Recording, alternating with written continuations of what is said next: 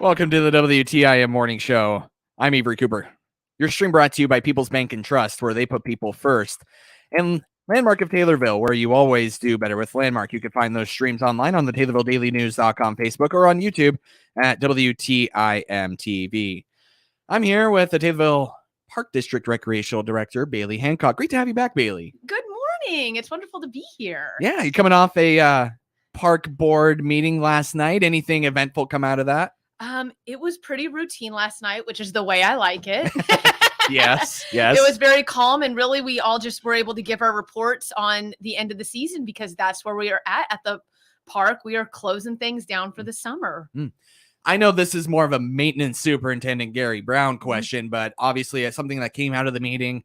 The main entrance will be closed Friday for repairs to the road. Yes. Tell me, just elaborate a little bit more on what will take place. Yes. So on Friday morning, the park will not be closed Friday. Let's make that clear. But you will have to come in on the Webster Street entrance. The main entrance and the side entrance over by the cemetery will be closed because the road that runs in front of the office, the Manners Park office, is going to be redone. If you've driven through the park this summer, you'll notice there are a lot of potholes and things. And every single year, we try to pick one portion of our roads to redo, and that's the one that is getting redone this year. It'll only be through Friday. On Saturday morning, barring any problems, everything should be up and running, and you can come in any way you need to. Would you say worst case scenario by Monday? Oh, I mean, it would have to be like worst case scenario. Right. But yeah, everything should be laid on Friday, open on Saturday to drive on. Right on. Something you've been working a lot with, the pool this summer. How did that go? Oh my gosh, the pool.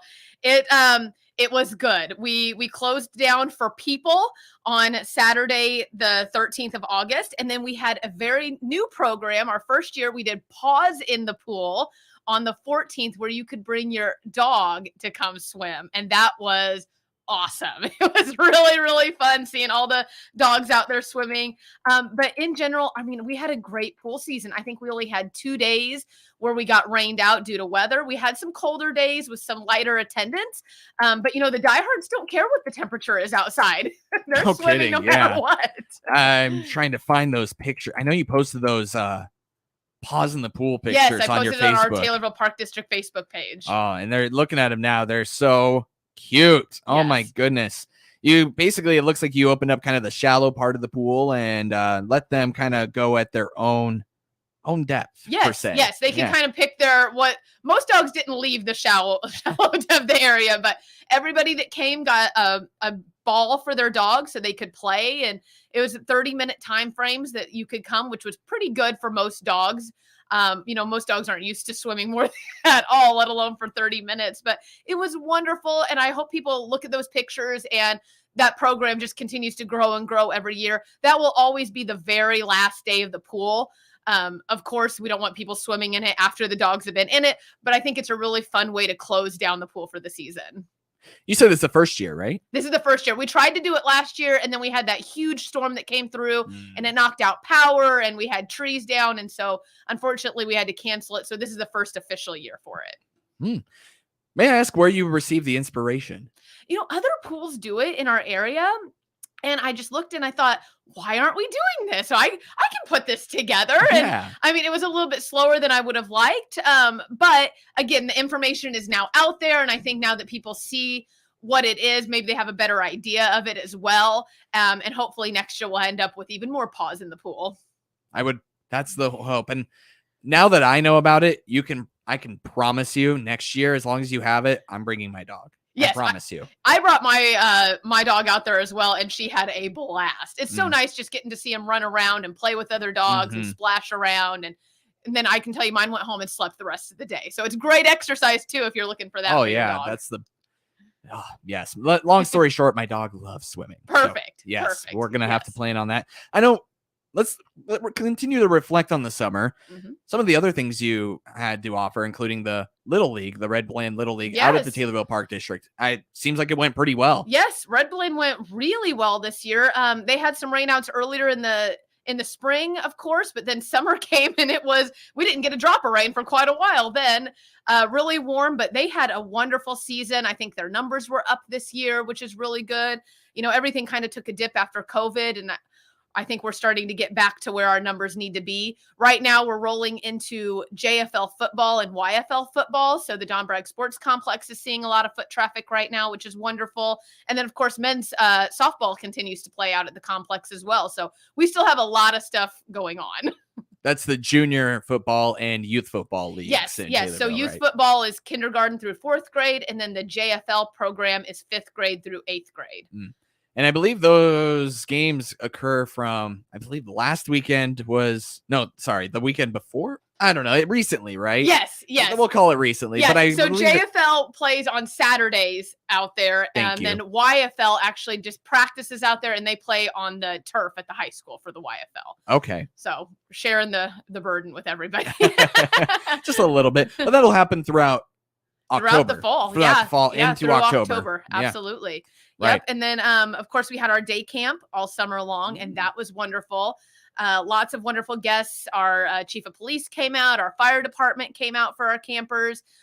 Every week I do a different theme, and then every, day goes along with that theme. So I've got crafts and activities and everything. So we had a great day camp season as well, which is, I guess, why right now I'm really enjoying the quiet now that school is back in session. I'm sure. Am I missing anything that you guys offered over the summer as far as programs and whatnot? Well, I mean, our pool was super busy. We have swim lessons in the morning and in the afternoons, late afternoons. Our water aerobics, our 11 o'clock session was bigger than we've ever had before for our water aerobics people. And then water Zumba took off huge this year. Our water Zumba class had up to 40 participants in it in the evenings, which was wonderful. And then I will say our swim team, which won conference, both levels, was up to 70 or 75 kids. So they are taking off as well. That swim team did wonderful this year. So that pool saw people from 7 a.m. until 10 o'clock p.m. almost every single day between swim lessons and swim team and pool parties and being open for the general public. That pool is utilized. Yeah, it is. And something else that you accomplished over the course of the summer, the new tennis and pickleball courts. They look fantastic, Bailey. Aren't they gorgeous? I am so happy. That has been one of my projects I've been working on for years. Just years. You don't really realize how much something takes to get redone. But of course, anything that we do has to be bid out. And with the bidding process comes specs and everything. And I don't know a lot about tennis or pickleball. So I had to do my research and reach out to the professionals. And I'm just so glad we were able to get that project done. I do have to give a huge thank you to the Taylorville Memorial Hospital Foundation, because they gave us a massive grant, almost half of what it costs, so that we were able to do that project. It's not a small project. I know maybe you go out there and you're like, oh, you slapped some paint on it. No, that was a big project, and the hospital was able to give us $17,500, which is almost half of what that project cost. So I'm forever grateful for them. It allowed the park district to do it. And if you drive out there are people on it every single day. If you've never played pickleball, it's kind of a smaller version of tennis. So it's a lot more family friendly, user friendly, I guess you could say, but there's people on it every day. I love seeing people back on those courts. It's not as physically demanding. Correct.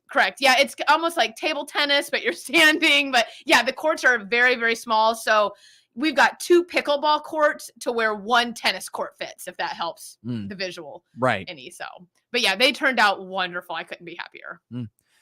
Is there anything else that you accomplished over the summer that I am neglecting to mention? I would like to say on Wednesdays at the pool, you could get in for half price if you brought in a food item for the local food pantry. And so we just recently went and took that to the food pantry, and we turned in 283 pounds of food for them. So that is really, really cool thing that we were able to do. Help out the food pantry, help out the pool, community project. How do you characterize that feeling knowing that you made that difference? Oh, I love it. I love that, it helps people come into the pool on a little bit lesser dime. Maybe they're not able to come as much, but that, that half price really helps. And then just to be able to give back to the food pantry in any capacity. This is something we've done every single year. Sometimes the day of the week changes, but we've always been able to donate. And I honestly don't know where this poundage compares to other years, but it sounds pretty good. 283 pounds. So I hope it helps. I hope it helps the community that needs the food pantry. When you think about it, once a week throughout the summer, that's pretty good. Yeah, you're talking 12, 13 weeks, 12, Right. 13 Wednesdays that we have. So I'm not going to do math. I'm not going to do math off the top of my head on live radio. Not this early in the morning. No, not on live radio. Not the best. But let's go ahead and take a quick break, and then we'll kind of preview the fall for the Taylorville Park District. That's Recreational Director Bailey Hancock here on the WTIM Morning Show. Your stream brought to you by People's Bank and Trust, where they put people first, and Landmark of Taylorville, where you always do better with Landmark. More after this short break, right here on WTIM, your information station, and online on the TaylorvilleDailyNews.com, Facebook, and on YouTube, WTIM TV.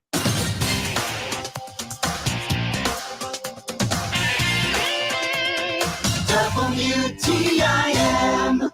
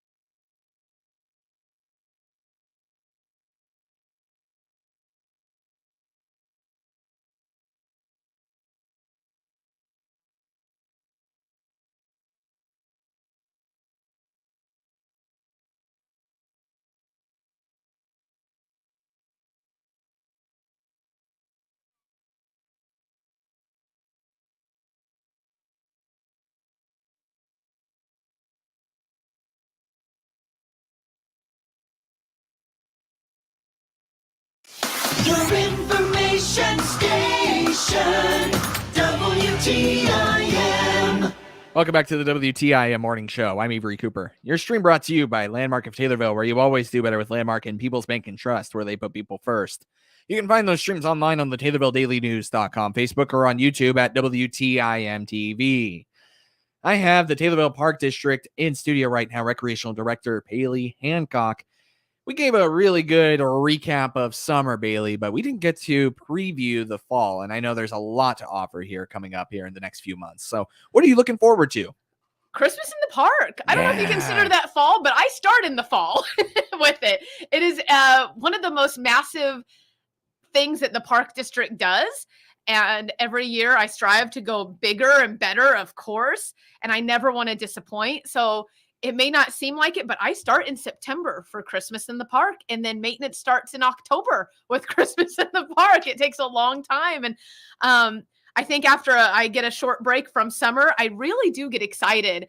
My poor secretary that works in the office with me probably gets so annoyed because I have to get into the spirit. So in September, I'm playing Christmas music. I'm trying to feel it so I can really get into that Christmas spirit. So God love her, she listens to Christmas music September, October, November until we get into it. Man.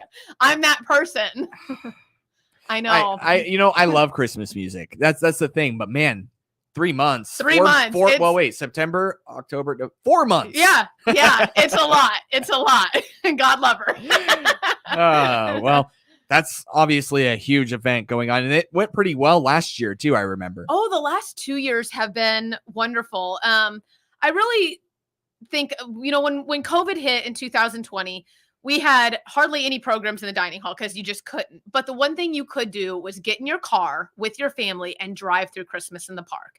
And from that, we had a huge uptick from people from towns that we've never gotten before because there was nothing else going on but to drive through, and you were safe in your car.